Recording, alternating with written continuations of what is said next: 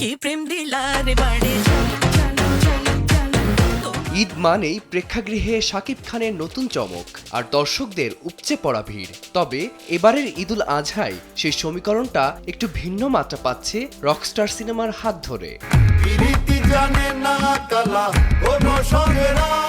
বিশেষ করে সিনেমাটির প্রীতি গানটিতে শাকিব খানের বিধ্বস্ত ও কারাবন্দী লুক দর্শকদের রীতিমতো চমকে দিয়েছে। পর্দার সে বিষণ্ণ আর দুঃখী লুকের বাইরে বাস্তব জীবনের চিরচেনা মেগাস্টারকে অবশ্য দেখা গেল সম্পূর্ণ এক ভিন্ন মেজাজে।